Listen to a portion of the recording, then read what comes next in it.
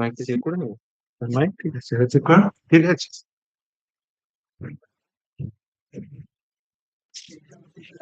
Hello hello, দূরে দাঁড়িয়ে বলতে হবে স্যার। এটা ঠিক আছে, ডিস্টেন্সটা ক্লিয়ার? হ্যাঁ। Good afternoon, distinguished professor, esteemed scholars, respected dignitaries and dear students. ঠিক আছে?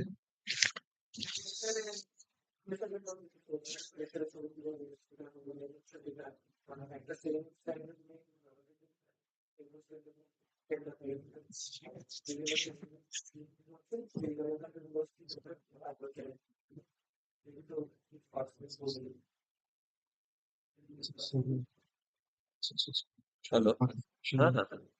হ্যাঁ, শুরু হয়ে গেছে। হয়ে গেছে। হ্যাঁ, হ্যাঁ, হ্যাঁ। আমি থেকে লিঙ্কটা করে পাঠিয়ে দিচ্ছি। ভাই এমনি অন্য কম্পিউটারের লেভেলটা ঠিক আছে? সেটা আরে আমাদের একটাই এখন প্রেজেন্টেশন যে ওয়ার্ডগুলো পরস্পর একই প্রেজেন্ট করা আছে। কন্টিনিউড কমিটমেন্ট দুটোই সিসি এর ওটা জিও।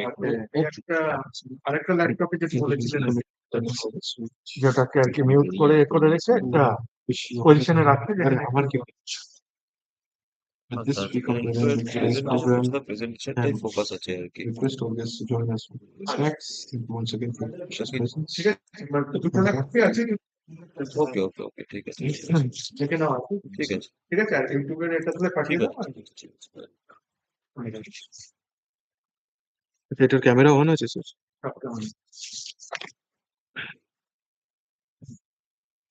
আচ্ছা, আরে এই ইউটিউবে চলছে, মানে স্ট্রিমিং হয়েছে, লিঙ্কটা পাঠাচ্ছে।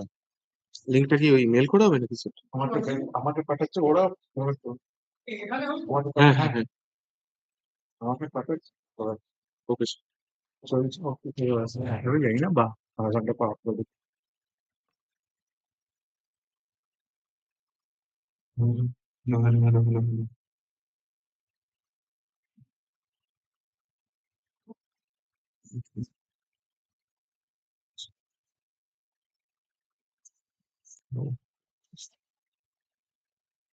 Simulation of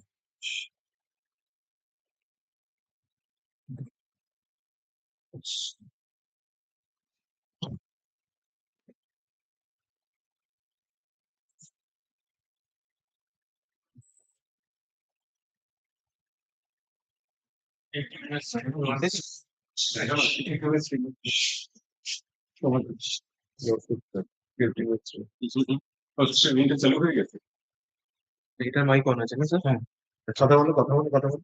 আচ্ছা, কথা বলো। এইটাকে একটুখানি হ্যালো চেক 1 2 3 4। এটা এতটা যাবে? হ্যালো হ্যালো, একটু ল্যাগ হচ্ছে স্যার মনে হচ্ছে। একটু ল্যাগ হবে, এটা এটা তো না, তোমার যদি দেখো যে কোনো একটু ল্যাগ হবে। হ্যালো হ্যালো, মানে ক্লিয়ারলি অডিও আছে তো? অডিও টেনশন আছে।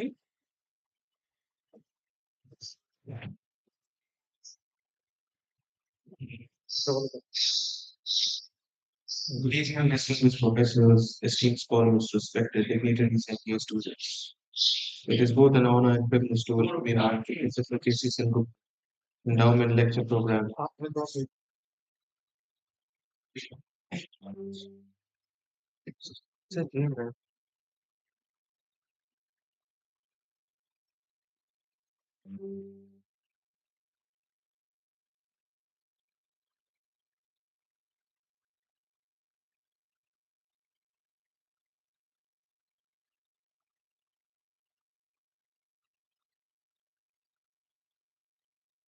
ব্যাপারটা ইউটিউবে আচ্ছা, একটা জিনিস যেটা আমাদের যখন একটা ওটা আমাদের এই প্রফেসর শিবাজি চক্রবর্তী তো করবে, উনি তো চেয়ারম্যান।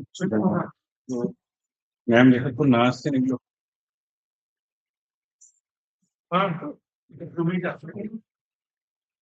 সবাই এখানে আছে, এই জায়গাটা ডাউন তাই কোনো রকম কোনো ডিস্টার্ব যেন না। ঠিক আছে, সেটা ঠিক আসছে। ওকে, জলদি চলে এসো।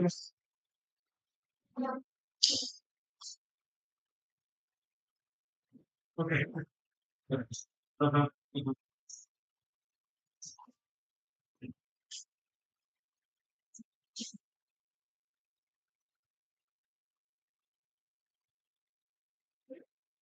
Yes.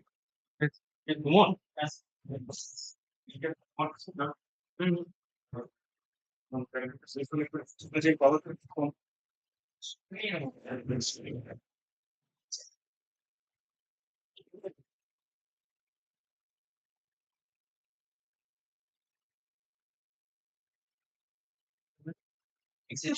এখানে এক্সটেনশন আছে একটা, তো কেবলটা আমার মনে হয় এই গ্যাপ থেকে একবার খোলো তাহলে ওইদিকে দেওয়াটা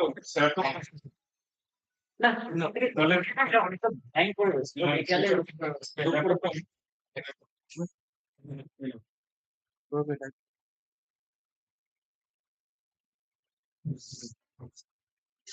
এখন এখন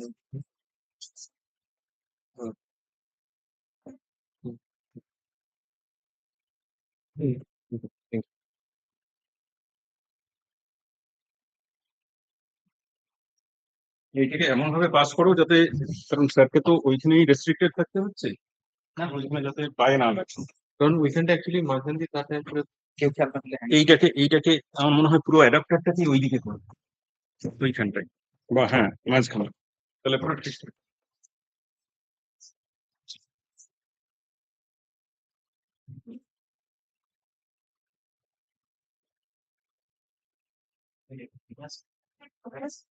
না, এটা হচ্ছে বোঝার মধ্যে দেখা গেল একটা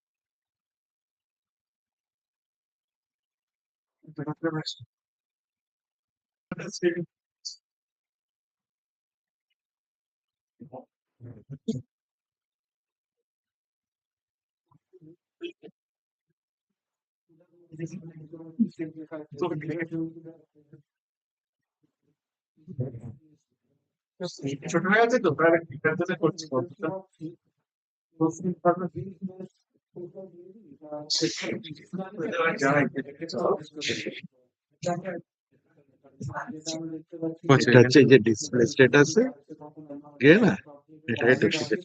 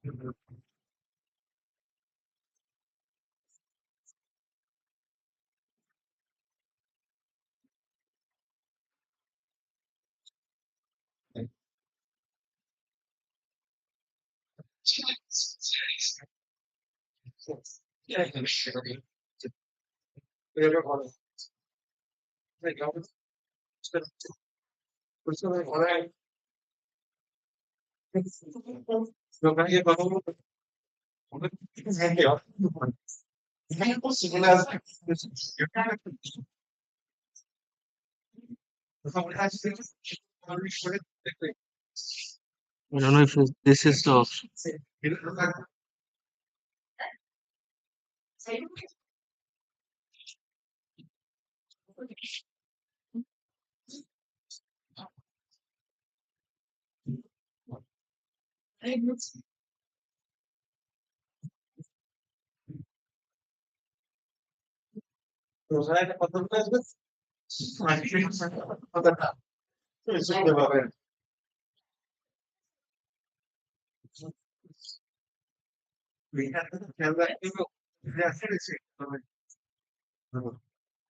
স্ক্রিনটাতে যা দেখা যাবে।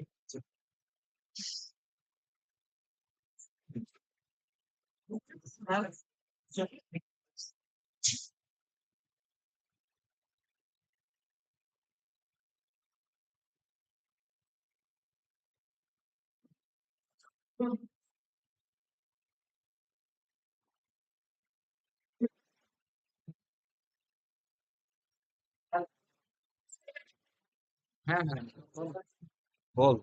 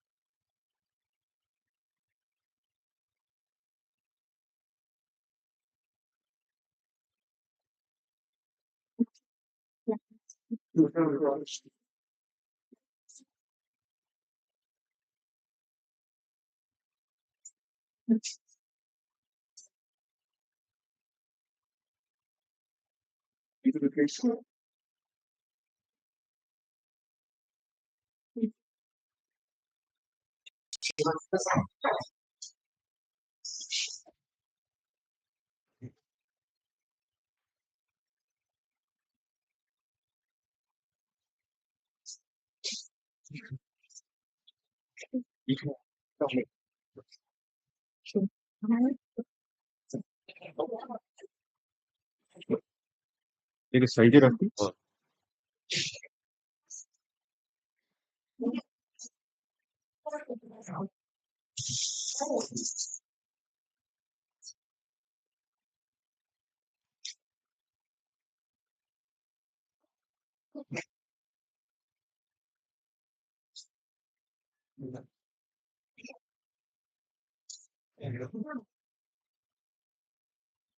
আচ্ছা। হুম।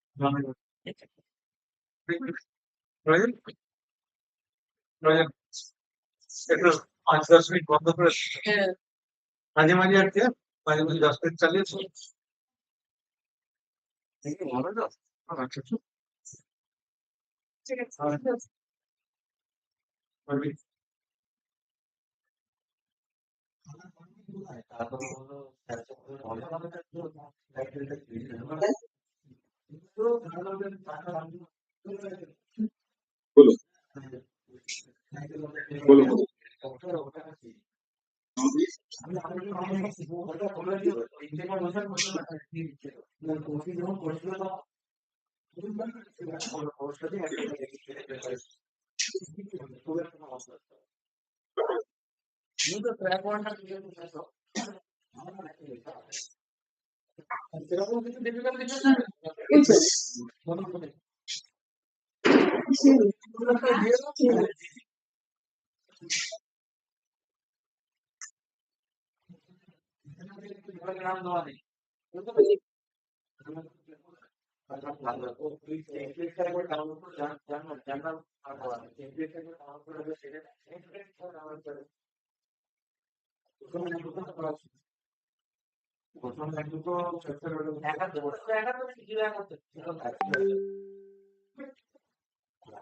হ্যালো।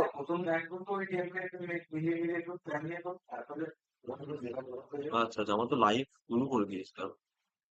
হ্যাঁ। আচ্ছা আচ্ছা, ঠিক আছে ঠিক আছে ঠিক আছে।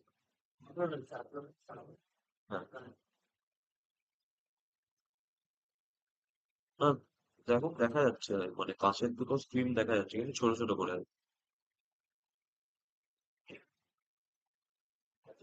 হ্যাঁ মানে ছোট ছোট করে দেখা যাচ্ছে মানে অন্যভাবে করা যেতে পারে কিন্তু আর প্রেজেন্টেশনের পার্টটা ছোট হয়ে যাবে। হ্যাঁ হ্যাঁ। প্রেজেন্টেশন যখন হবে না তখন ওটা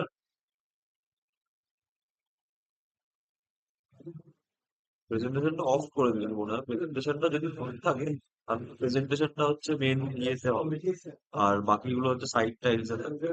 আর যদি না হয় তখন আর কি এইটা সেম ইয়ে চলে আসবে, ঠিক আছে।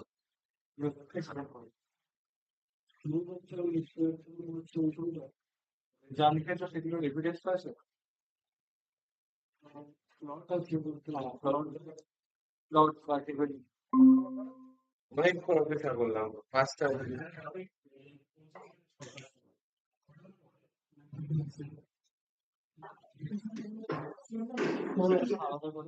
এরা ভালোই এরা এক্সটার্নাল তো ভালো বলেছিল, এরা ভালো প্রমাণ বেশি নিয়েছি। আমি বললাম ছবিটা দিয়ে দিলাম আমরা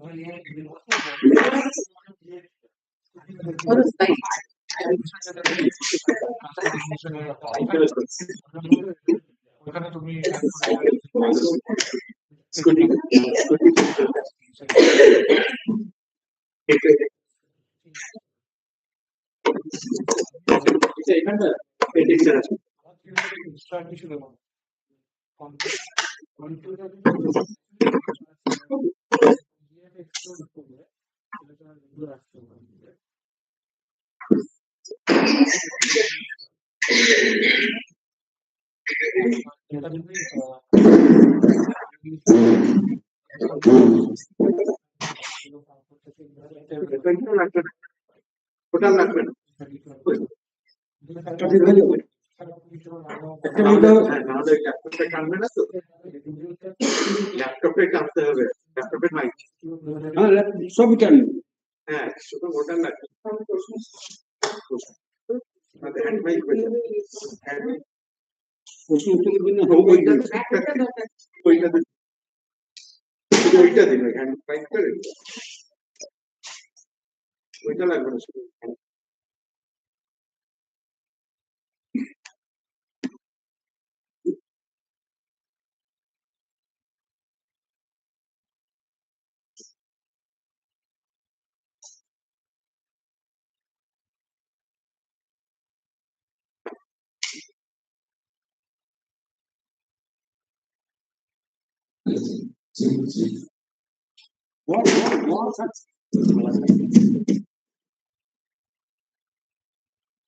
Hello, hello, hello, hello, sir.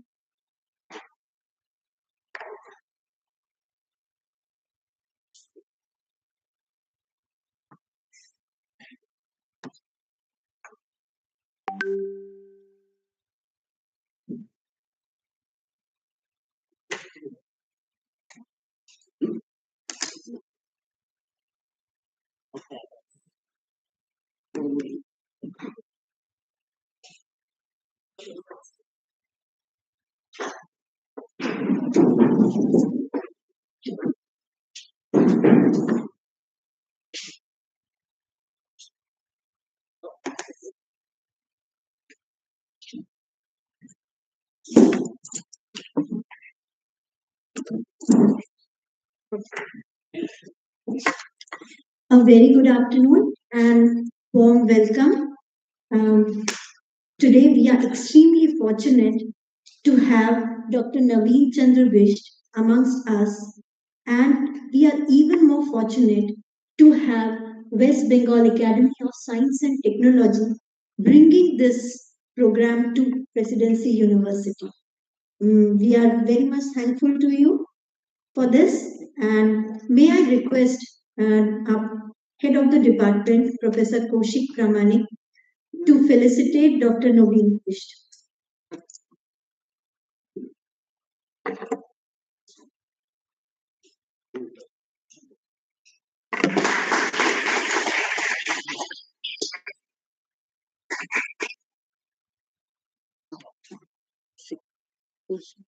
May I now request our head of the department, Professor Kaushik Pramanik, to say a few words as a welcome address.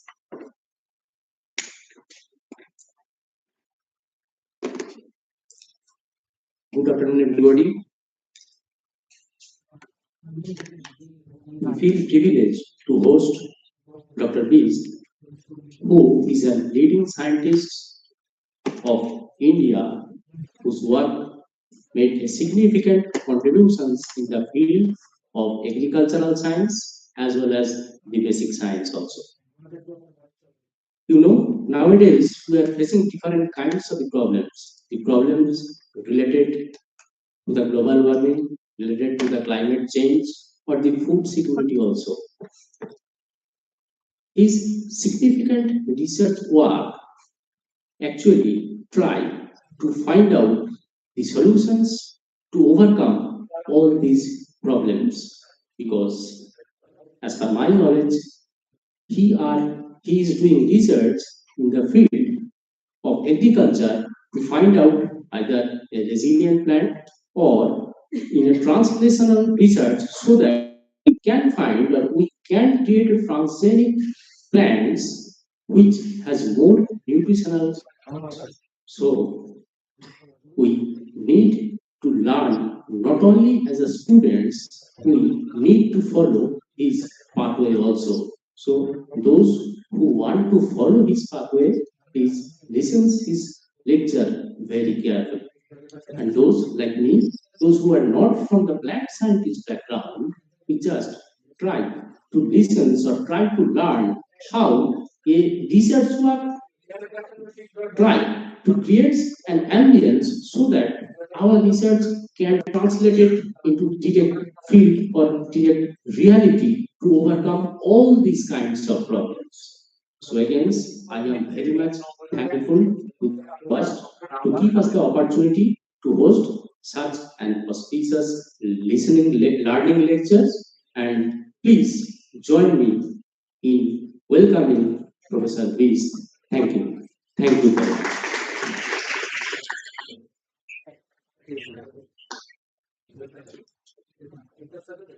May I now request Professor Shampa Das to take over the session. Please.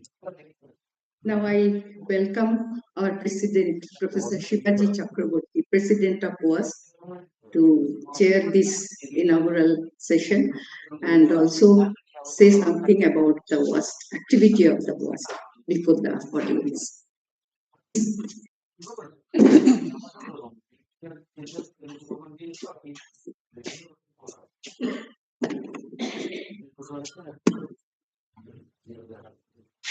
Thank you, Professor Dash. And at the very outset, before I say something, I extend a very hearty welcome and sincere thanks to Dr. Naveen Chandra Bisht for accepting this particular request, because we gave very little time to him, but he graciously agreed. So thank you, Dr. Bisht, for agreeing.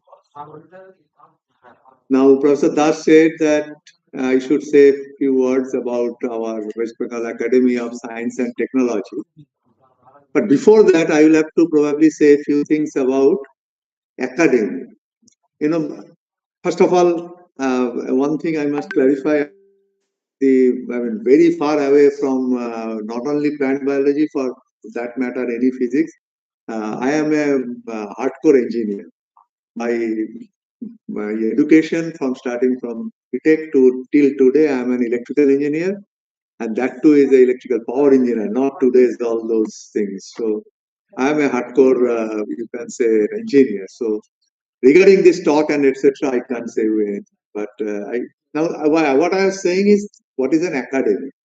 In the engineering field, I have seen that there are some organizations like Institution of Engineers, Institution of Electrical Engineers, like all those. Academy is not that. Academy is an organization which is a very, what should I say, a little bit exclusive. Exclusive in the sense that you cannot pay and become member of academy. You are seeing this here, this, what should I say, some banners. Now here, have you noted that Dr. Naveen Chandra Bisht, and below that what is written? Have you noted that? What is that? Have you understood what is that? I think not everybody understood. It is the first three, the fourth one is Agricultural Academy, but the first three are it's an honor to get even any one of them. That means the three science academies in India, the INSA, the Indian National Science Academy, then we colloquially call Bangalore Academy, but its name is Indian Academy of Science. That's the second one. And the third one is the National Academy of Sciences, and we typically call it Allahabad Academy. And he is fellow of all three. This is something, without considering any other thing, I can say that that is the testimony of his work. Forget about everything else. So when I was sitting, I just first saw that. And then, of course, I went through his biodata also. But I am very happy that it was displayed also. Now, if you think about that, then how to become or how to get these titles? The important thing is you can't apply. This is the first important thing. Somebody who is already a fellow can only nominate you. This is the step one. And then there is a very rigorous process, probably in most of the cases, 3-step process, and it takes about 8 months of time or 6 months of time. And finally, if you are that good, you get this thing. And to get all three of these, that is something a great achievement. Now, this is a national one. We have these academies at the national level. We have a West Bengal State Academy of Science and Technology. But interestingly, in West Bengal, there is very interesting. We all know what is a Sangeet Academy. We all know what is a Natto Academy. These are so common. People all know. You ask anybody, have you heard something called Science Academy? They will start scratching their head and then say something which is very far away from, say, the Science Academy. They will say something, oh, I think that organization. But still, we are here. A slight problem was our visibility. We were a little bit too exclusive. Our visibility was poor. But last 3 years, not 3 years, this is the third year, we are really taking academy to different levels. That means it's not just universities like Presidency University. No. Academy should reach out to different levels of educational institutions, and since it is Our academy is Academy of Science and Technology, so we also consider industries very seriously because of technology. And technology without industry has no meaning. So we are now going to different places for this sort of programs. Just last week I was in Bankura Sammilani College, one of the very old college of West Bengal. We had a program on behalf of our academy. I am going on this Friday to Alipurduar Government Engineering College. We are holding another program there. So now we are trying to reach out with this sort of programs with very eminent speakers. And every academy has a couple of endowment lectures. Endowment lectures are those lectures where somebody has given some amount of money with a very specific purpose and requested that every year one lecture has to be organized on this topic. So we have now 3 such lectures, one in plant sciences, which is today we are holding. Then another one is in geological sciences. On 28th of November, we are going to hold that endowment lecture on geological sciences. That will be in Jalpur University. And then third one is on medical sciences. It's not yet finalized. So we have 3 such programs. Every year it is held by very eminent people. I reiterate these very eminent people like Dr. Bisht. So we are going to have a very interesting presentation, I guess. Of course, if you ask me, I will be the odd man out, so I will probably sleep. And in this respect, I can tell you a story. This is not my story. This story was told by none other than Richard Feynman. If you have heard Richard Feynman, raise hand. Only faculties. That's very surprising. I see only 4 or 5 hands among the students. I mean, you may be plant biology, but if you have not heard of Richard Feynman, that is something. Now, Richard Feynman has a book. It's not sold, it's downloadable in the internet, free of cost. The title is Surely You Must Be Joking, Mr. Feynman. Surely You Must Be Joking, Mr. Feynman. If you are interested, download it free of cost. It's a fantastic, That's not a book, it's a short collection of write-up. Everything one is a 2 or 3 pages, and everything from his own life, when he was student and when he was working in Manhattan project, etc., etc. So in that case, there was in that book, it's a 100-page sort of thing. There was a story about his PhD time. So he was doing PhD at Berkeley with a very famous professor. And there was a rule that all PhD scholars has to present what they are doing on a regular basis. And all others will come and listen and discuss like that. So sometime his supervisor said, Richard, on such and such day is your presentation. He said, fine, okay. So he was preparing his presentation. So to say, let's say presentation is on Wednesday, Monday again his supervisor called. Richard, come here, there is an important thing. So when he went, his supervisor said, Richard, I just now got the information that Professor Einstein is coming for your lecture. And then Richard said that I started trembling. And then my supervisor said, what happened? You got very nervous. So he said, yes, sir. I mean, why Professor Einstein is coming to my lecture? Because I'm only a PhD student. Then his supervisor said, oh, no, don't get nervous. You know why Professor Einstein comes to these lectures? Because this is the 1 hour nobody disturbs him and he can sleep.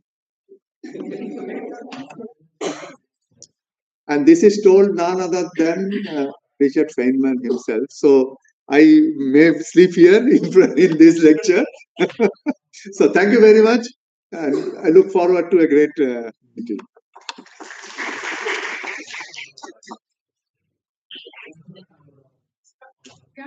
And Professor Boshu pay homage to Professor Chandra.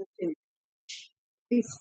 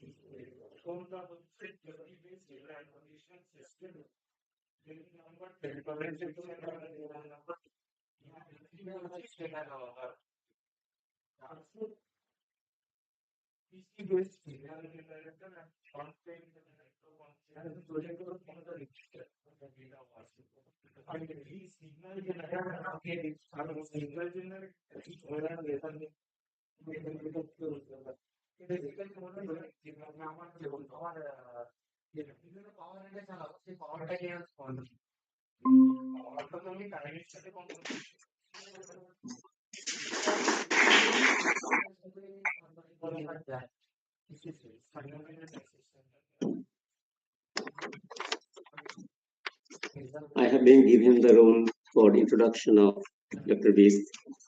As Professor Lahiri Majumdar is late, so I am introducing Dr. Bisht on behalf of Professor Lahiri Majumdar. Dr. Naveen Chandra Bisht is BSc from Hongsraj College, Delhi, 1997.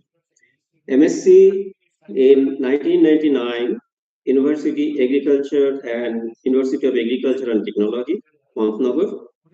PhD in 2005, Department of Genetics, South Campus, New Delhi.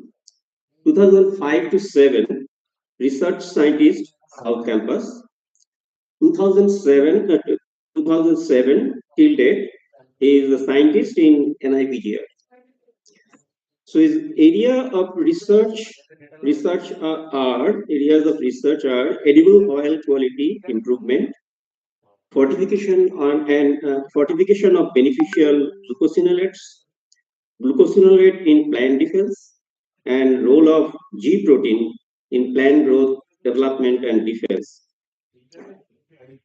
He received the following fellowships, award and fellowships. 2007, he received INSA Young Scientist Award.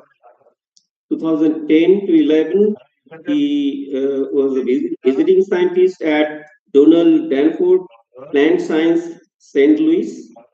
2013 to 16, he became Max Planck Institute Fellow, Max Planck India Fellow.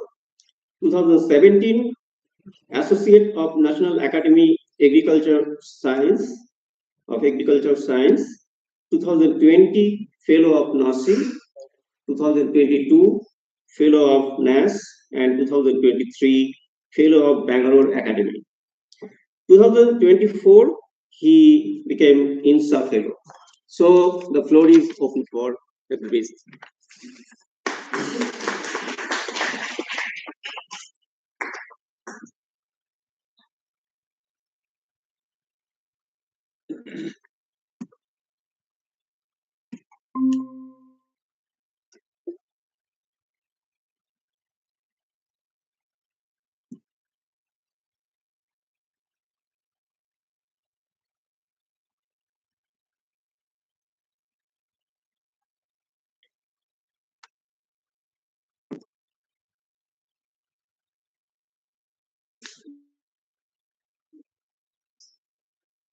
Thanks, Dr. Shivaji Chakraborty, President, West Bengal Academy of Science and Technology. Thank you very much, Dr. Sampada, who called me personally to kind of and invited me for this prestigious GC Sengupta endowment lecture, and I'm very much delighted to know about the contribution of Dr. GC Sengupta. And thank you very much to Presidency University to host this particular lecture, although I was visiting since morning to this place for some other purpose, but would that we club it all together. And definitely it is my great privilege to be in front of this audience. Calcutta has always been its own charm, basically for not only for the heritage as a heritage city, but also for a lot of science.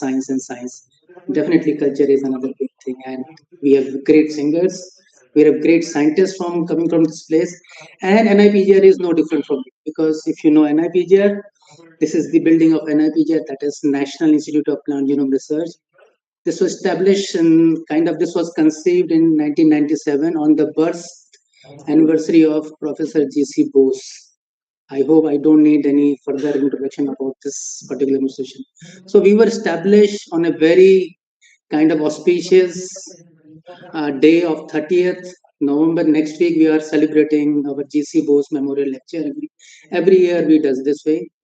And this is institution under DBT, Department of Biotechnology, and we are very much grateful to DBT to generously support us on various either as a core grant or different things.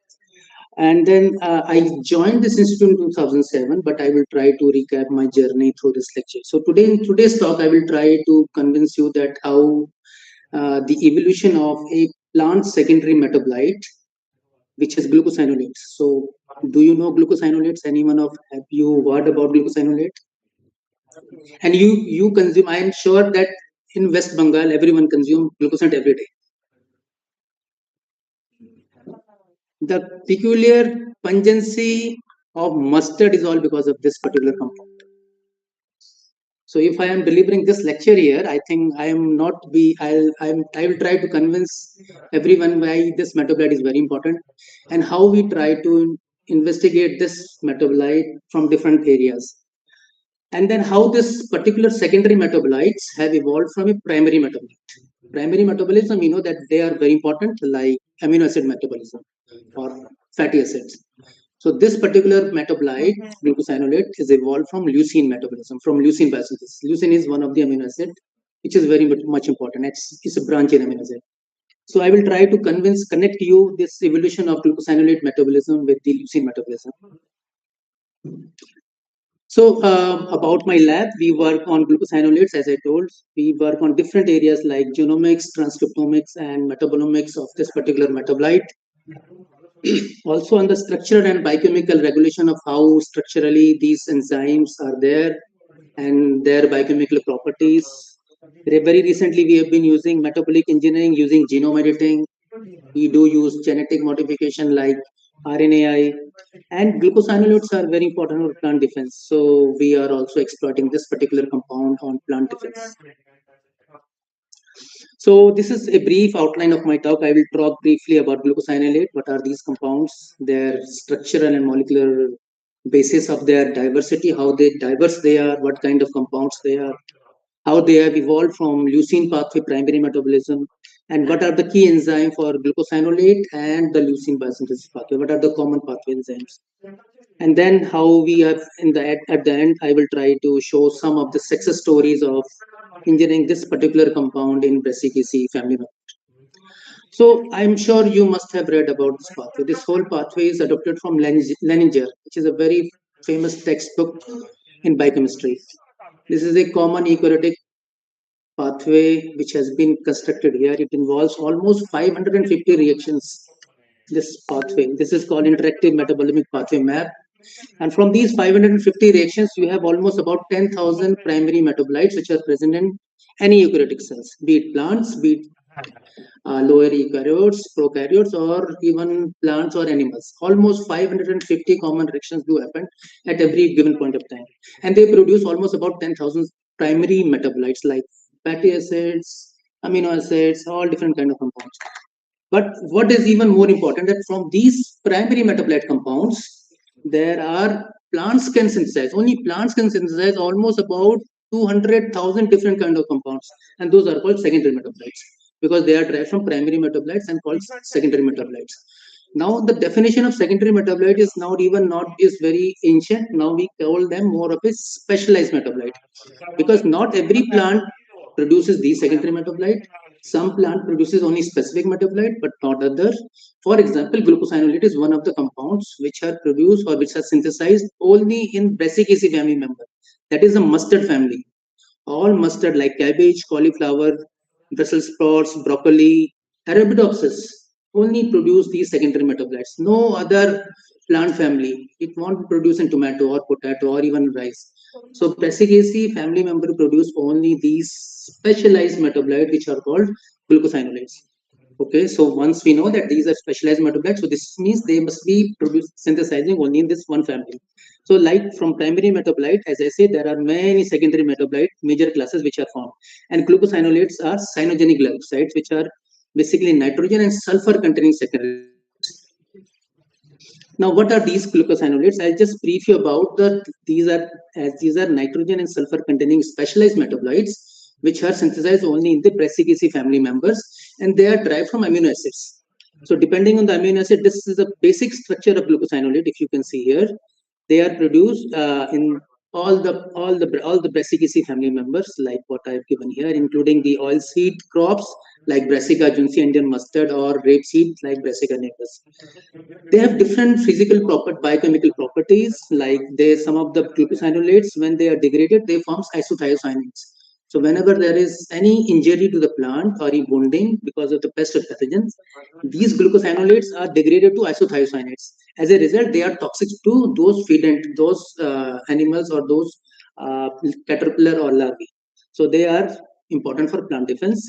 Also, some of the glucosinolates are anti-carcinogenic in nature. They have property of being anti-carcinogenic. For example, sulforaphane is one of the glucosinolate derived metabolite, which is produced only in broccoli. So broccoli has very high amount of these particular glucoraphanin, and it is considered as anti-carcinogenic because there are many studies which show that this particular glucosinolate is anti-carcinogenic. But there are bad glucosinolates also, like progroitin, which is produced mostly in the brassica oil seeds. The oil which we consume, it has most of these progroitin also. Especially it goes to the oil cake. The oil is extracted and the oil cake have these glucosinolates which are bad glucosinolates. So there is always a demand to lower down these glucosinolates which are anti-nutritional. Okay, and what do we know about these synthesis? So we have to know about, there is some information that okay, these glucosinolates are majorly in different classes. Almost about 130 different structures are known for glucosinolates. For example, Indian mustard itself has about 35 different compounds. There are about 130 compounds. Indian mustard itself produces almost about 35 compounds, and they belong to mostly on aliphatic classes. Like if they are derived from aliphatic amino acid, they will be called aliphatic glucosinolates. If they are derived from indole glucosinate, they are called indolic amino acid like tryptophan. Then they are called indole glucosinate. You can see indolins here. And if they are derived from phenylalanine, they are called aromatic glucosides. Now, even when we look deep into their biosynthesis, it happens in a way that, for example, from methionine, which is the major amino acid which produces from where these glucosinolates are produced, methionine is one of the major precursor amino acid. There is a series of side chain elongation which keep on happening, and it forms, the first step is side chain elongation, and then core structure formation, and then side chain modification. I will try to explain you more about this from this particular figure. So when we see here methionine within the chloroplast, the methionine get converted or get acylated to form the 2-oxo acid, which is called 4-MTOB. This is 4-methyl-thioxobutanate. This is a 2-oxo acid. 2-keto acid. Just on biochemical side, you can consider this a 2-oxo acid. Now there is an enzyme which is called MAPS, methyl alkyl malate synthase, methyl thioalkyl malate synthase, which is the key enzyme, which is the gatekeeper enzyme, which forms this MTOB, 4-MTOB, and condense it with acetyl-CoA to form a malate derivative, and it keeps on elongating like this. So there are series of reaction which happens, and at certain stage, this 4-MTOB converts into 5-MTOB within the chloroplast. But immediately, if you see this structure, 4-MTOB and 5-MTOB is just one methyl chain elongated than this 4 precursor 4-MTOB. Now, this 5-MTOB can either go down to form a specific glucosinolates, which are called C3 or carbon 3 count classes of glucosinolates. But eventually, there is a possibility in the cell that this 5-MTOB can go again and can condense with acetyl-CoA to form a longer glucosinate structure, which is called C4. So same reaction do happen, same classes of enzyme keep on going, enzyme working on it. And this 4-MTOB is a precursor of this 5-MTOP, and this 5-MTOB gets precursor of this 6-MTOH. So you see the diversity from from 3-carbon chain, you have 4, then 5, and this keeps on elongating up to 9 classes of carbon chain. So even from one amino acid, you can create a chain of diversity of these glucosinolate, and each of these glucosinolate class are having different biochemical activities and physiological activities also. So broadly in Brassica species, there are either C3 glucosinolates or C4 glucosinolates or C5 glucosinolates. These are the major classes. Arabidopsis has additional few more glucosinolate classes like C6 to C9, which are longer chain. So this is very important that MAM is the gatekeeper enzyme which dictates whether the elongation has to happen from C3 to C4 or from C4 to C5 or not. So if the MAM is active, then it will form C3. If it is not active, it is not going to form C4 and C5 also. So there is how B is important. So what we did, we first of all scanned, okay, what is the diversity of these glucosinolate class across all the Brassicaceae species. We looked and we analyzed the different Brassicaceae species. Like if you remember, this is a Brassica U triangle. Genome is there, which is Brassica rapa, Brassica nigra, B genome, and Oleracea, the cabbage cauliflower family, the C genome. And we looked on these allotetraploid also, which are the interspecific hybrids of A and B genome, B and C genome, and C and A genome. So we looked glucosine profiles of each of. What we found interestingly that, for example, the A genome has mostly a very high amount of C4 type of glucosinolates. The B genome has very high amount of C3 type of glucosinolates, mostly C3 is very predominant with C3. We looked on Junsia, which is Indian mustard. We found in Indian mustard there are different classes of glucosinolates. There are cultivars which are very, very high in C3 glucosinolates, but there are Indian cultivars which are very high in C4, but do also accumulate some amount of C3 glucosinolates. So there is a huge diversity of glucosinolates. So what dictates this glucosinolate diversity? That was puzzling us when long back when we started all this project. So my student, one of my PhD student, Roshan, took this challenge. And then we studied, okay, let's see, like now we have metabolite analysis with us. We have done it in many, almost more than 300 accessions of these Brassica species, and we found this is the common trend which is occurring across the Brassicaceae species. We did for all of these species, but this is something which is very interesting.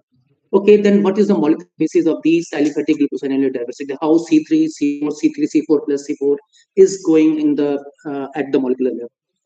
What we found, we looked on the MAM sequences, which is MAMS, methyl alkyl, methyl thioalkyl malate synthase. We found that in Brassica juncea has 4 homologs. We call these 4 homologs in 2 different clades. One is MAM1 clade and another is MAM2 clade. We categorize 2 clades. Very phylogenetic analysis we did at the protein level. And we found that MAM1, there are 2 genes in MAM1 clade and then 2 proteins which are in MAM2 clades. Why we named it MAM2, MAM1 and MAM2, we'll just go through it. So there are 2 MAM clades, MAM1 and MAM2, just to remember. We looked on the sequence homology. Okay, yes, everything seems to be very similar. There are about, between MAM1 and MAM2 clades, there are about 37 differences in their protein structure.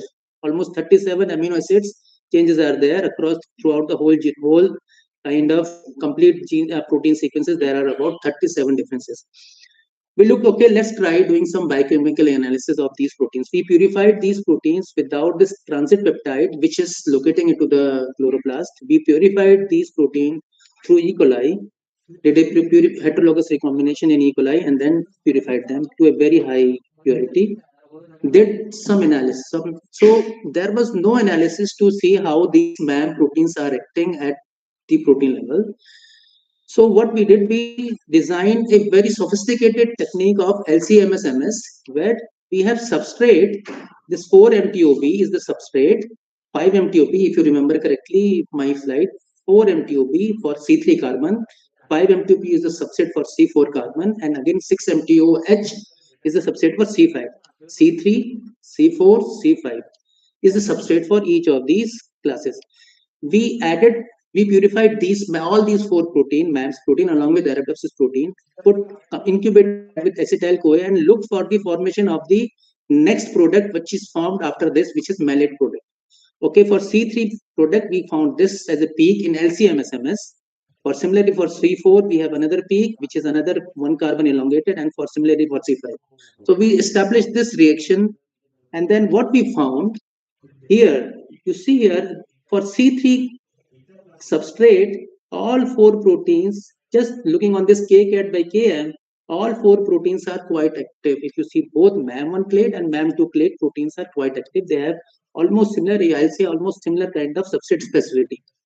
But if you see specifically for C4 and C5 class of compound, only MAM1 clade is active. It has very high kcat by km. This substrate specificity is very high. This is almost about 100 folds higher than the MAM2 homologs. So even in a single species, we are seeing that although there are 4 expressed homologs which are well expressed, but now they are retaining different specificity on glucosinate substrate. This was interesting to us because this essentially means, okay, MAM1 clade is doing C3 conversion, is also in C4 conversion, and also in C5 conversion is also happening. But the maximum contribution is for C4 glucosinolates. So this was something very important. And then what we did, okay, let's test this in an E. coli in Arabidopsis, because in Arabidopsis you have a mutant for this MAM protein. We kind of use this tau1 mutant, which where MAM1 gene is inactive. So in Arabidopsis columbia, you have more of C4 and less of C3. So when this C4, this MAM gene is inactive, in which is a single copy, everything is C3 glucosinolate. Everything is C3 glucosinolate. So when we complemented this, what we found, when we complement this with MAM1 clade, we are again able to see the C4 classes of glucosinolate. Basically now glucosinate conversion is happening from C3 to C4 to C5 also now. But the MAM2 clade, when we complement this with MAM2 kind of gene, we didn't find any complementation of the C4 and C5 glucosinolate.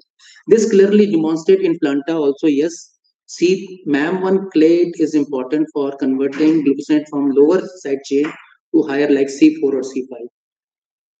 In the native system also, we did RNA strategy at that time in almost about 10 years back. What we found when we did antisense to MAM1, we found more of C3 glucosinate going up. But when you do antisense to MAM2, the C3 glucosinate profiles are not changed with respect to wild type. This clearly demonstrated, all this planta data clearly demonstrated that the MAM1 orthologs contribute to long chain fatty acids. Okay, this is something we know genetically so far. Okay, from biochemical angle, from genetics, we have now all this information. But what dictates the differences between MAM1 and MAM2? If there are 37 residues which are different between MAM1 and MAM2 proteins, what are the residues where this protein, where this substrates are binding, how substrate binding is taking place? We solved first time the crystal structure of this particular protein also. This MAM protein structure we solved in collaboration with Joseph Jess. So I went as a visiting scientist to Washington State University in 2008 and 2010 when we started all this work. Okay, let's try doing this because this protein was very important and there was no information. So the Professor Jess is a crystallographer. He works on plant proteins.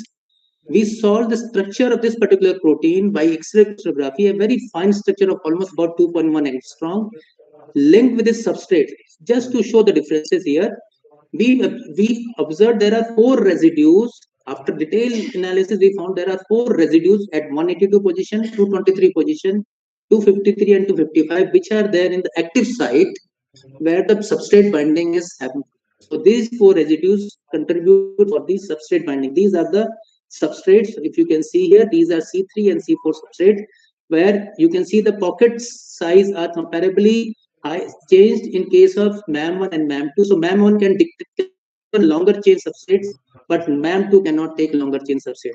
We proved this further biochemically by making mutations on these MAM1 and MAM2 native protein. What we did is that we checked MAM1 protein, did single mutation for these, and did the 4 mutation. What if you can see here, the normal MAM1 mutant, for example, can take smaller chain substrate and as well as longer chain substrate. But when we revert it to MAM2 type, it is no longer able to take the longer chain substrate. You can see here the efficiency is only 2.1 fold as compared to this. So everything is now, the MAM1 protein is now more efficient after making its MAM2 type It is only happening, it is more efficient for smaller substrate. And we did the same on the other protein, which is MAM2. When we revert that protein into the MAM1 type, we found that its efficiency for the higher chain increases like anything. So the MAM2 protein, the higher chain efficiency is now increasing. Whereas in MAM1 case, when you did the quadruple mutant for all these 4 residues, this particular affinity for the smaller chain increases a lot. So this clearly demonstrates over even after substrate specificity that how MAM1 and MAM2 are dictating this substrate specificity for these classes. What was even more interesting that how the evolution of this MAM protein has taken place. We recently did a phylogenetic reconstruction of all the MAM-like proteins. What we found that also it was known that MAMS proteins are derived from this IPMS. This IPMS is isopropyl malate. This is a protein which is involved in leucine biosynthesis. You see here leucine biosynthesis. This also involves a 2-oxo acid, similar to what glucosinolate biosynthesis, this 2-oxo acid happens. So both these have both IPMS as well as MAMS protein have similar kind of very similar 2-oxo acid substrate, which are 2-oxo acids, and they follow a series of reactions which are almost similar, exactly similar, like condensation, isomerization, decarboxylation, and transformation to form the final product. So they same biochemical reaction, similar kind of biochemical reaction to follow to produce their biosynthesize their final reactions. And IPMS protein seems to have this MAM protein seems to derive from the IPMS protein. And what are the differences? If you see, just in the 2D configuration, if you see here, the MAM proteins, the IPMS protein, for example, which is involved in leucine biosynthesis, has a catalytic domain and a C-terminal regulatory domain. Whereas all these MAM protein are almost similar to these IPMS protein and evolved from the IPMS protein and C genes. And then it has only the catalytic domain, which is important for the catalysis of these 2-oxo acids. So this was surprising to us. Okay, it is MAM is doing this. Then what is IPMS? Can we try to work on the C-terminal regulatory domain, which seems to be very important and different from this protein? So we compare the structure of both the protein, MAMS and MAMS structure. The IPMS structure was known from Mycobacterium. We saw the structure and we found that the structure is almost very similar. You have a alpha Tim barrel structure, which is exactly same between MAMS and the IPMS protein. But the IPMS protein has this extra C-terminal regulatory domain, which is present in case of IPMS protein, but absent in MAMS protein. So structurally they are same. They take almost similar kind of substrate, like 2-oxo acids are the substrate, only that it is one carbon chain elongated than the substrate which is there in the IPMS protein. So almost similar kind of reactions is happening. So we published this finding. We did all this biochemical analysis and different kind of mechanism how this substrates are being taken, and we published this finding a few years back in Plant Cell with Joseph Jess also in the because this was a big collaboration between NIPGR and Washington State University, and also during Max Planck I did a lot of biochemical analysis to do because the substrates were available there. So this was published a few years back. Then we started working on this IPMS protein because our MAMS protein was evolved from the IPMS protein. So we look, okay, what is happening with the IPMS? So let's study this reaction of for IPMS also. This IPMS is a isopropyl malate synthase which takes this substrate 2-OIV, 2-oxo isovalate. It forms series of reaction to forms IPMI, which is isopropyl malate isomerase, isopropyl malate dehydrogenase, and then the BACT to form the leucine biosynthesis, final leucine as an amino acid. Also, this 2-IV is a subset for valine. So there are this OIV is the 2-oxo acid where IPMS kind of acts. What is interesting about this enzyme is that it is feedback inhibited by its end product leucine. So the branch chain amino acid, which is leucine, whenever it is produced in sufficient amount, it binds with the regulatory domain and it seizes the reaction of, it stops the reaction of IPMS to form further. So it kind of maintains the homeostasis of leucine and valine in the plant system. Always it maintains the homeostasis. So it was something that, okay, at one end, the IPMS, which is catalytic domain, has this feedback kind of inhibition, but the MAM protein do not have any feedback inhibition. The secondary metabolite protein is not at all regulated by any feedback. Seems to be like this. But a primary metabolite seems to be regulated. So we thought, okay, let's try this. And let's try to the C-terminal regulatory domain and see whether what is happening to our protein now, whether it will still retain leucine biosynthesis or not. So this was very important because understanding where leucine is binding in the regulatory domain was important. So again, my student Roshan who started this work, and then Mohan recently who finished his PhD, now he's going for a postdoc in US. He started working on this particular protein, and then again, the complexity of Indian mustard is a polyploid crop. There are four homologs. Four homologs all are expressed. So what was even more challenging that they are expressed during the later time point of the fruit development, especially during the pod development, they are all expressed, and they correlates with the amount of leucine biosynthesis production. Also, we quantified leucine amount also. So in reproductive tissues, we have more amount of leucine, which correlates with the expression profiling. Okay, agreed. Expression wise, they are good. They correlates with the kind of metabolite level. So we again started working on the biochemistry of these protein. We produces these, we synthesize the recombinant PET28 expression vector to purify these protein along with the catalytic and regulatory domain and without regulatory domain also. So this is some picture which shows that, okay, we performed a DTNB assays, which is a substrate for IPMS, and looked for this color convention spectrophotometrically, and what we found that all four proteins are active proteins. They can take this 2IV substrate very nicely. They have very good affinity for all the four proteins. And there was, luckily, we have one East auxotrop mutant, which is deprived of this particular auxotrop for leucine biosynthesis. We complement all our four proteins in this background, and we found with IPTG and without leucine, all our four complemented proteins are able to our proteins are able to complement the leucine auxotrophy in this particular CV512 strain of the E. coli. So this clearly shows yes, all four proteins are expressed. They are active, very much active, and we did one experiment to show yes, okay, if we remove the C-terminal regulatory domain here and did this same biochemistry, we found that the protein is even more active. The protein gets even more active than the native protein which has regulatory domain, and its feedback inhibition is completely stopped. So if you can see here, at increasing concentration of leucine, the protein activity of IPMS protein is like this. Is this the native protein? But when you remove the C-terminal domain, the protein activity still remains very high, almost about 100%.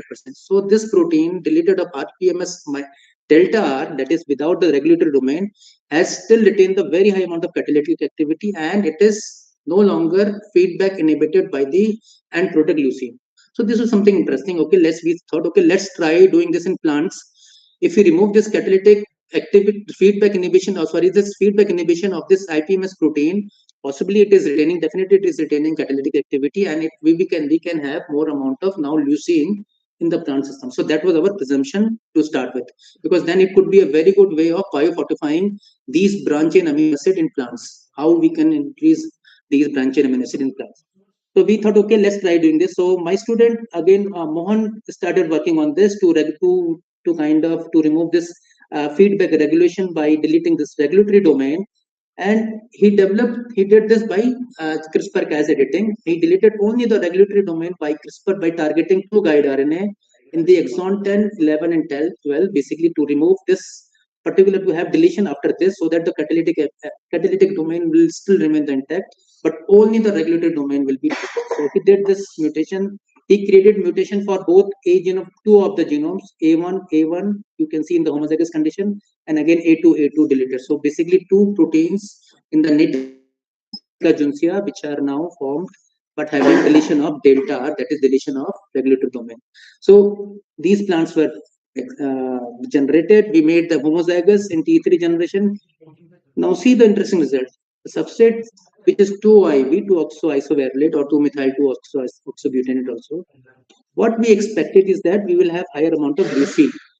But we found it was very surprising that no leucine, in fact the leucine amount was reduced. Although catalytically it is very high, we found that leucine levels were coming down, but instead valine levels were going up, because now this 2IV is more accessible for valine level. So why is it happening? In primary and secondary metabolites, biosynthesis, if you try to remove some of such feedback thing, it is easier to do. But for any primary metabolite, this was something difficult. It was unimaginable for us why it is happening.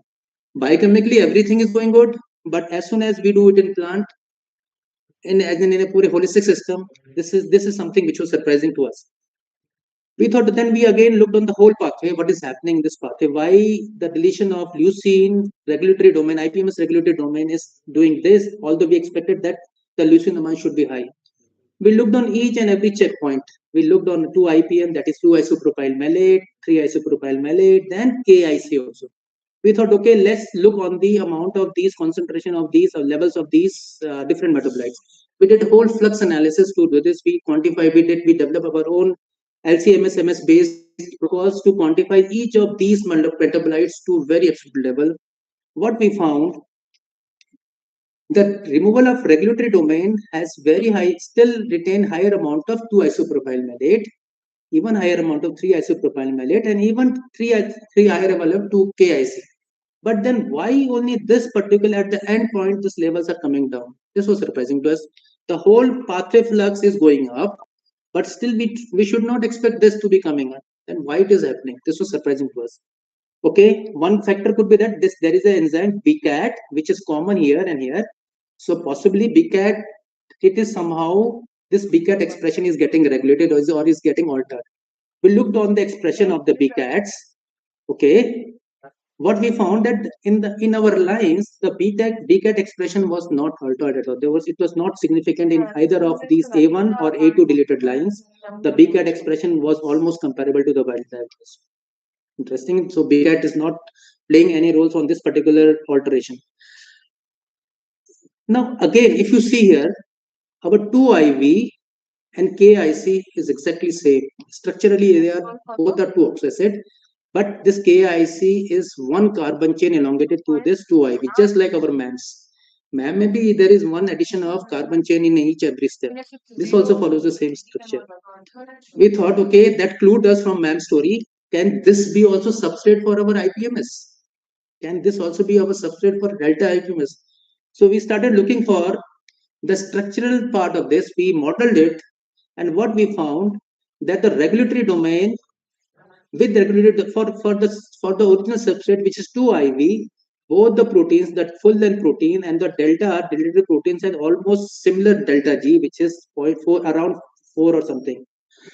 But as soon as we delete this, but for KIC, which is 1 carbon chain, now we have higher affinity for this regulatory without deletion of these regulatory domain. This has more delta G. This means now delta G deletion of this regulatory domain is also preferring KIC as a substrate.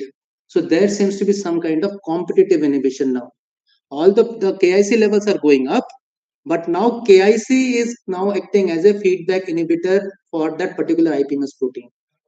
And then we proved this by doing some competitive assay. You can see here we purified all these protein of different deletions, and we did this assays where we this is a full length protein. If you see when it is with K for OIV, it has almost 100% affinity. With KIC, it has no very less affinity. But when you do with OIV and KIC, it is significant. There is no significant activity. But for deletion of R, we have found that they are now accepting these KIC also as a substrate. So this is for the first time it has been shown that even if there is no regulatory domain, the substrate, the precursor substrate also can be a feedback, competitively feedback inhibit the whole reaction of the pathway. So this can be simplified with this one. When you have in the full length protein, when you have a regulatory domain, the leucine is the feedback inhibitor. But as soon as you remove this delta, the deletion of regulatory domain, this KIC, which is structurally similar to IV, is now the feedback inhibitor for this, not inhibitor, but a competitive inhibitor of this catalysis, so as to retain the homeostasis of leucine in the plant. So this is something very excellent piece of work which was done by Mohan, and we could publish this very recently in Plant Physiology this year only. And this was something which we were thinking of even going bigger, but yes, we have to be very happy with this Plant Physiology because for the first time, any inhibition on any branch in amino acid pathway has been shown that competitive inhibition can be happening.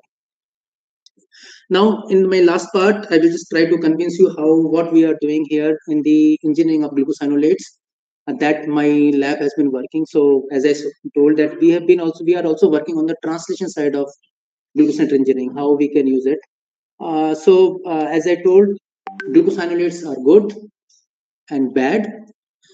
We love glucosinate, especially West Bengal and North India, Northeast India, to consume all this vegan bhaja and all because of this pungency factor. The pungency factor of mustard oil is all because of this glucosinate. And believe me, when oil is extracted, only 3 to 5% of glucosinate remains in the oil. The rest everything goes into oil cake. Almost 95% goes to the oil cake, and because of it goes into oil cake, it is not liked by the animals. So Indian mustard, for example, has almost about 100 micromoles per gram of glucosinolate in their seed, and they are considered anti-nutrition because of this pungency factor. Human like it, but animal and poultry feed and everything they don't like it, especially the oil cake. So the Canola Quality Council limit says that okay, less than 30 micromole is safe for everyone, for human as well as for animals, and it will be a kind of very good quality oil, canola quality oil. So there are multiple approach which has been used to breed this glucosinolate. That is, one is breeding approach, genetic engineering, or genome editing can be used.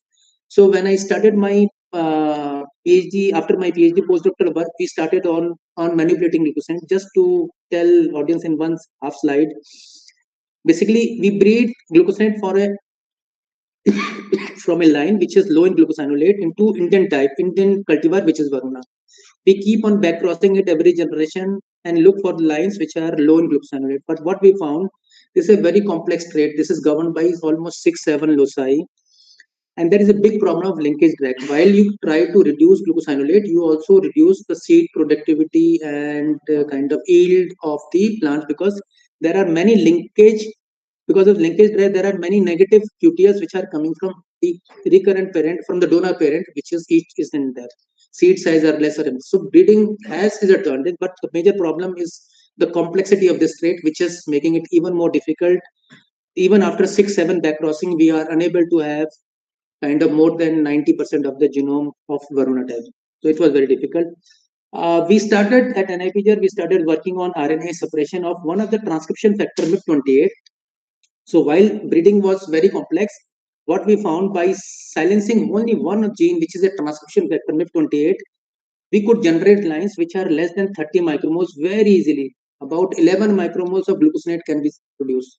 Instead of 120, only we generated lines by RNA silencing, which is accumulating only less than 15 micromoles, 1.5.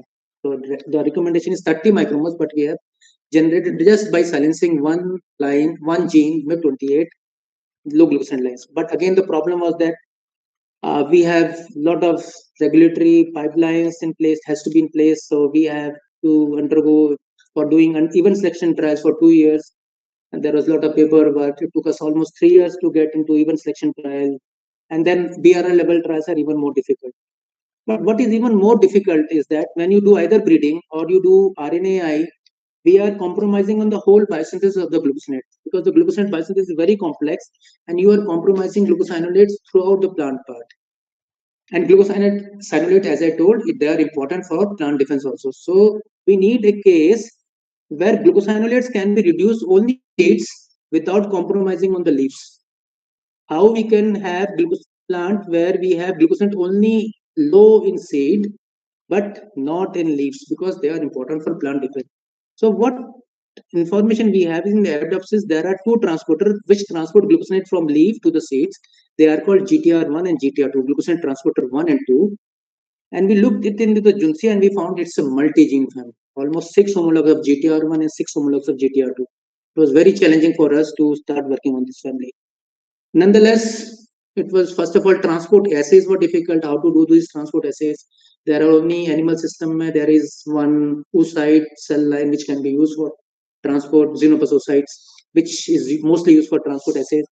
We thought, okay, let's try working on a plant-based cell line system. So we established one system which is a CCL1 cell line, the cotton cell line 1. Cotton do not produce any glucosinate, so it doesn't have any machinery for glucosinate. So if we were lucky to have this cell line, this is a very homogeneous cell line.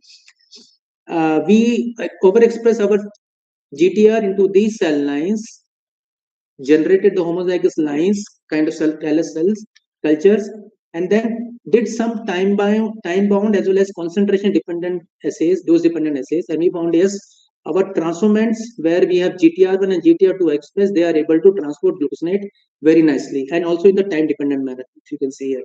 So yes, our cell lines are working. Once we transform these GTR1 and GTR2 homologs, they are able to transport glucosinate. We tested all these multiple homologs of brassica juncea, and what we found that all 6 homologs of GTR1 and GTR2, all homologs of proteins of GTR and GTR2 are very much efficient, and they are able to transport C3 type, C4 glucosinate, even elephant, even aromatic glucosinate, everything they are able to transport. So they are all efficient transporters. So this means all have to be kind of manipulated to make low glucosinate material, low seed glucosinate material. So we thought, okay, let's try doing genome editing on this. So there are 12 homologs of GTR1 and GTR2 total in Brassica juncea. 2 of my students, Avni and Juhi, work on this. This is a very tedious process. We started working on the CRISPR-based editing of glucosinate transporter. We edited all 12 transporters, almost 10 transporter we edited using 3 guide RNA, which is called multiplexing. In a single vector system, we have 3, we can clone 3 guide RNAs, even more guide RNAs can be cloned to make plant for the editing. What we found by editing 10 homologs, we could generate seed lines which are having seed glucosinate very less than 30 micromoles, even in advanced generation. The editing is very good. All these are only 1 or 2 nucleotide additions are there. Mostly single nucleotide addition is there. For all the homologs, we did mutation profiling in every generation T0, T1, T2, make them transgene free also in next generation. Likewise, we established very good number of lines which are transgene free, and we published this paper also, and then patents was also filed for making this particular approach to for making low glucosinate material. What is interesting here now, while the seed glucosinate is reduced to a very low level, the leaf glucosinate profiles are not altered. In fact, the leaf glucosinate profiles remain high because now no longer the glucosinate is transferred from leaves to the seeds. So leaf glucosinate profiles remain high. You have more glucosinate in leaf and very less amount in leaf seeds. So this GTR editing provides us low amount of seed, low seed glucosinate and high leaf glucosinolates and transgene free Indian mustard. So this is a win-win situation that you have at one end you have highly nutritious oil. Also the plant is uncompromised for any defense because glucosinates are very key, the key arsenal of defense against in Brassicaceae family member. These lines now are undergoing ACRIP trials, ICR coordinated trials, multi-location trials. And this is picture from field. You can see the conventionally bred canola quality lines is heavily infested with canola. Canola line is heavily infested with termites in the field. During maturation, you can see the canola, the roots are infested with lot of termites here. But the low seed and high leaf glucosinate mustard, which is genome editing, has no compromise even under field conditions. So we have done this multi-location trials. We have done analyzed these lines in our station trial also. They are performing very good against defense as well as for many of the agronomical trait. They are at par with the Varuna, which is the cultivar where it is being bred. You can see all here. So at the end, this is almost last slide. So we, by engineering, editing 10 transporter, glucosinate transporter, we are able to generate low amount of seed glucosinolate as well as retaining high amount of leaf glucosinate in the leaves. So canola quality mustard with improved oil quality, improved meal quality, as well as because of the high glucosinate in leaf, we have less dependency on fungicide and we will have on fungicide and pesticide. And these are all genome editing lines, so public acceptance and regulatory requirement will be very high, will be very easy for us, I hope so. And these now lines are now undergoing second year of their open field trials under field condition. So we published this article, and it was a cover page article of Plant Biotechnology Journal in 2023. Many newspapers also kind of covered this particular article.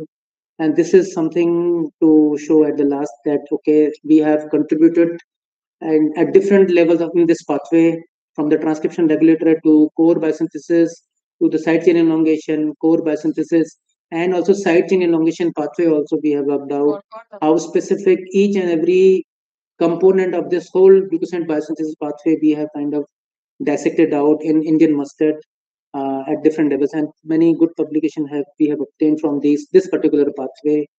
From the aliphatic glucosinate side, now we are also kind of working on indole glucosinolate story, how indole glucosinate are very important for plant defense. That is something we are able to, we are now putting up altogether.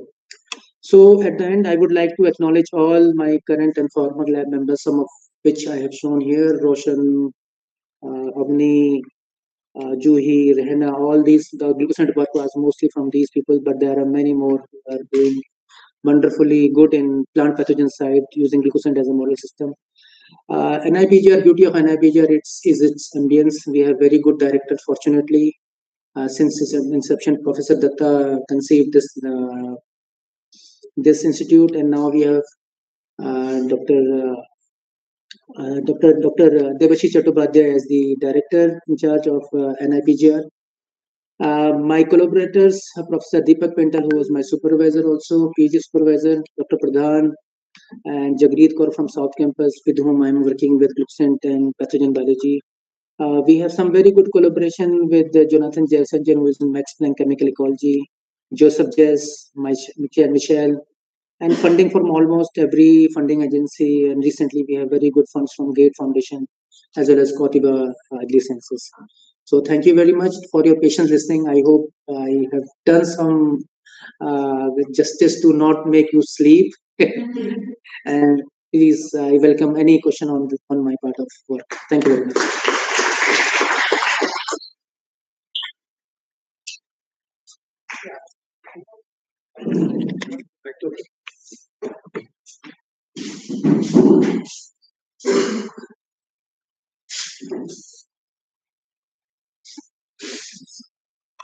Thank you, Naveen, for your inspiring lecture. I think our students will benefit from that. But the one thing is just I wonder that in Eastern India prefers pungency for English watch, that means English fish. So you have lots of words on them, of DNS, etc. So I appreciate.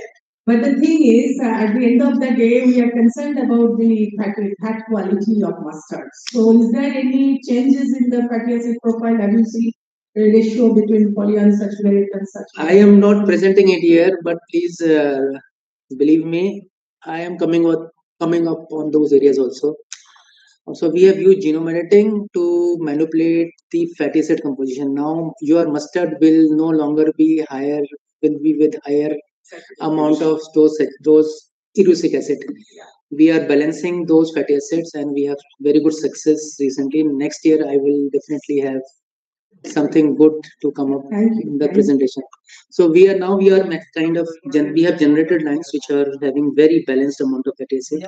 No fatty acid which are cardiovascular negatively impacting your cardiovascular health. Only high in oleic acid now, and linoleic, and yes, and ratio of linoleic and linoleic acid is also balanced now. So something that we are doing. And also for arachidonic acid, because it is the precursors of prostaglandins. So we should be concerned about it. Yes, we are doing some analysis on those fatty acid. We found that there are about 12 different fatty acid in Brassica juncea. Arachidonic acid is one of them, but it is not a major fraction. With our engineering, we are not manipulating the arachidonic acid. Maybe next time, if one of my students would like to take it, definitely he or she can take it. Anita. Bacterial metabolism, so we see that amino acids pathways of metabolism, they are like very much crisscross, and one goes from the other. I was wondering because the two amino acids that you mentioned, one is leucine, the other is valine. They differ only by one carbon. Yeah, right? yeah. So is it possible? The precursor is even same. The 2IV is the precursor for both the amino acid. Yeah. So is it possible that one amino acid, when one amino acid is missing, the other amino acid can? Yeah. So that is what our data is also showing. Suppose when we try to engineer this IPMS, if the leucine level are coming down, the valine levels are going very high, very high. So this is for sure. Yes, you are right.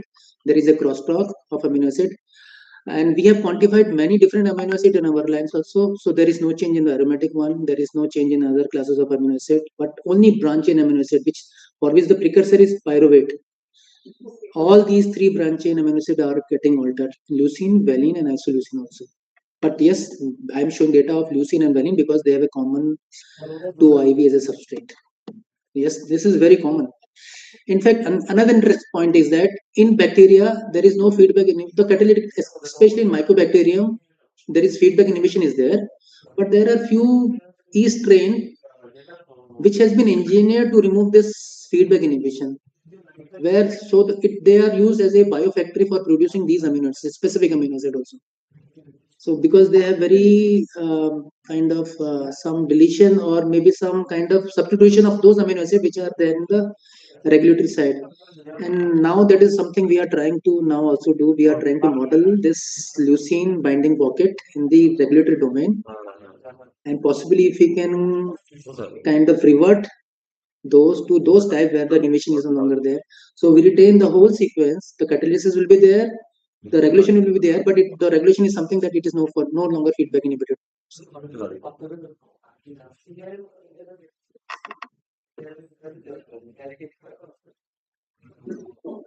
Thank you very much.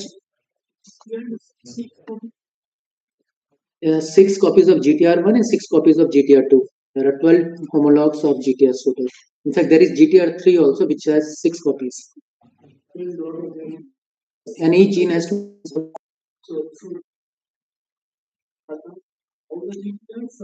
10 up to 10 homologs out of 12 we shut down everything. 10, all 10. So this vector was very difficult. We didn't procure any vector from any ad gene also. We made our own vector system. Although Cas9 is known, so we synthesized our own Cas9, we used our own promoter system, we used our own vector to clone all those components. So first 3 years was struggle for us. First 2 years, so we failed like anything. Nothing was coming out and we were frustrated. But Juhi keep on working on it, and then Roshan also helped her. And then later, when after Juhi, Avni finished it up. So it was very tedious work for us because of the polyploidy. Yeah.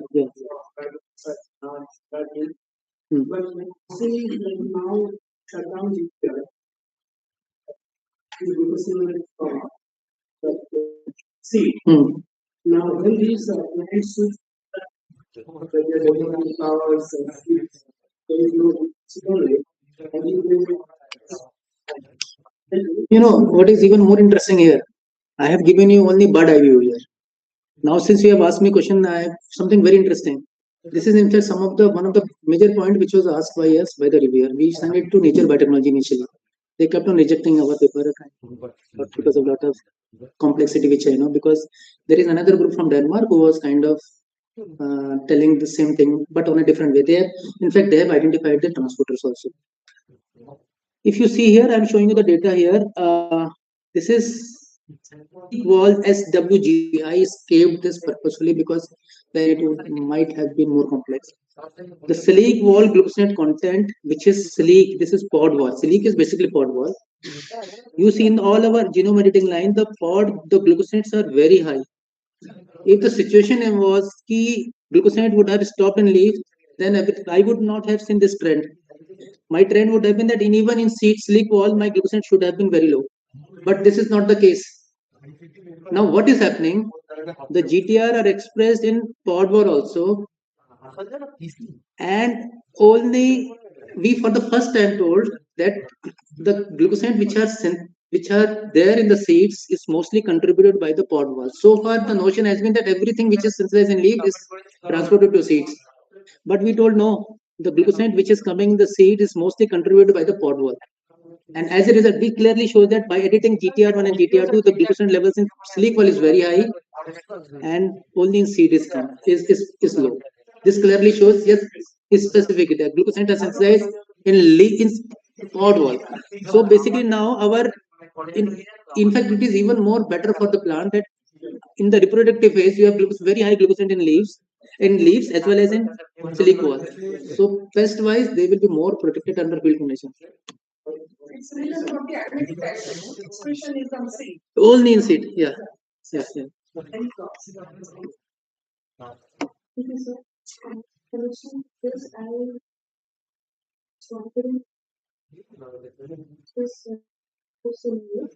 seeds. So even in the seed stage, What is the chance of getting any other fungal or bacterial infection? See, I know this post harvest could be important factor. See, but we have been testing these lines at least, and they are stored with us for last 4 5 years. We didn't find any negative impact so far. See, here we are not doing like zero. It's not a all or none situation that you are doing everything to a zero level. It is still there in less than 30 micromoles. So there are enough glucosinate there, which are able to kind of cope up with lot of storage for a short term duration. But for a long term duration, yes, we might have to do these experiment or something like accelerated aging kind of experiment to show yes how the pathogen pest and at seed level how they are coming. But otherwise, we have so far whatever seeds are stored in our lab, we didn't find any kind of any greater impact on to seed-borne pathogen or pest. Yeah, this could be important point.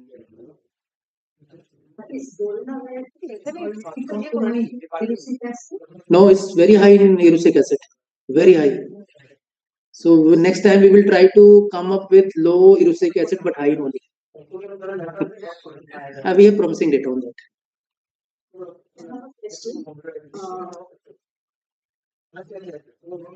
IPLS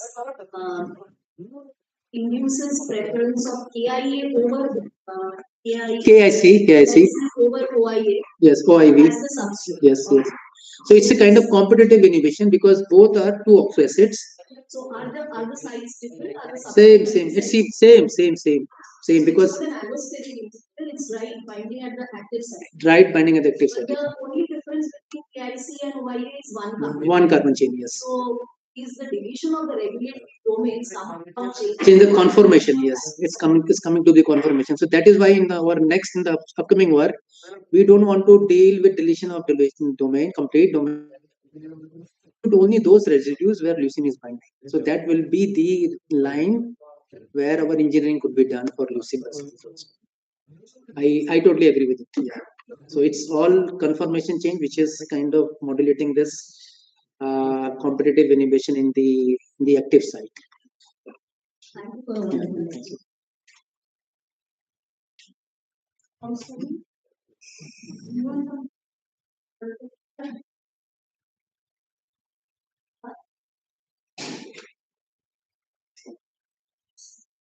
We have time.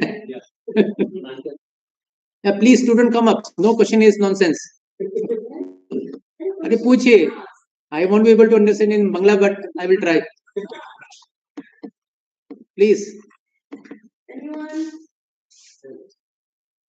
Okay.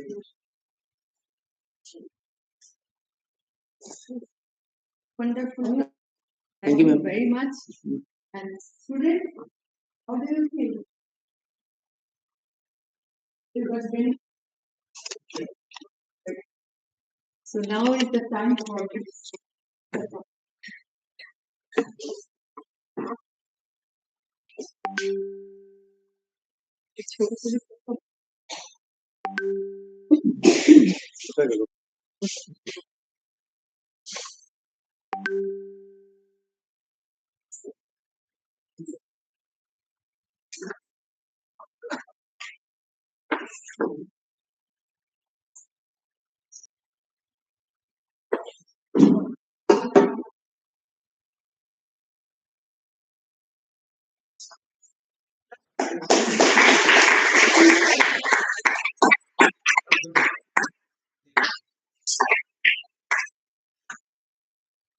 Thank you very much, Naveen.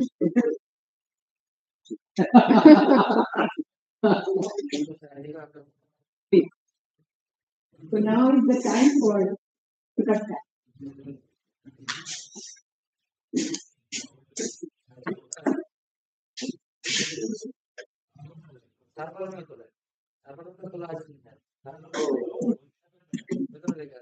Yes. I have been interested a lot of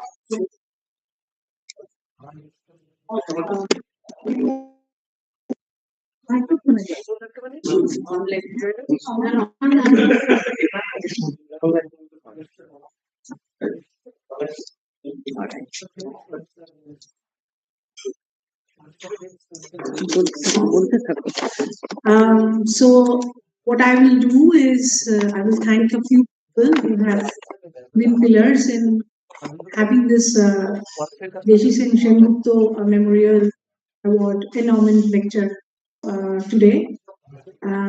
First, I'll thank Professor Shivaji Chakraborty being so enthusiastic about these meetings that we have. But more, I will thank Presidency University for having us. We were able to organize this in such a short notice just because of them. So I will thank the Vice Chancellor of the university, the Registrar of the university, and the Head of the Department, Dr. Kaushik Pramanik. I would also like to thank a few people behind the scene. Secretary of WAST, our convener, Professor Shampa Dash, and the entire team of WAST who work hard to make all these things happen.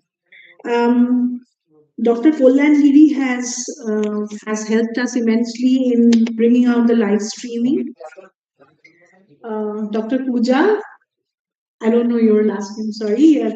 So Pooja was helped us in doing a wonderful job in coordinating the meeting, and by saying so, I would thank everybody.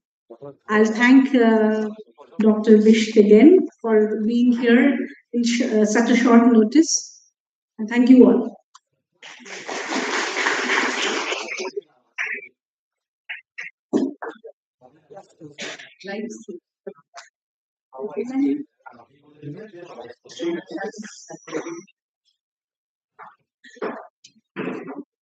So I was told that Dr. Ranjan Ganguly from Jadavpur University, he has also had been instrumental in the live streaming process. So I also thank you for that. Last but not the least, the student volunteers, please give yourself a big hand that this should organize, and also coming in good numbers. It would have been really nice if you could ask more questions. So that is the only thing which was lacking.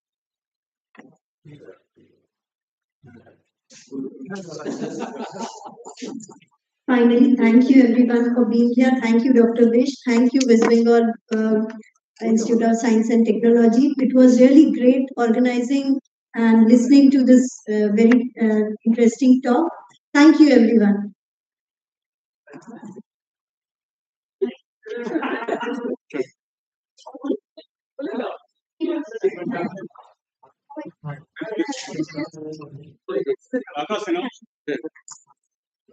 Just a minute, students also, there is some refreshment this side. So if you start walking from this side, I think. Acha, students from right exits and rest faculties and guests from the left exit.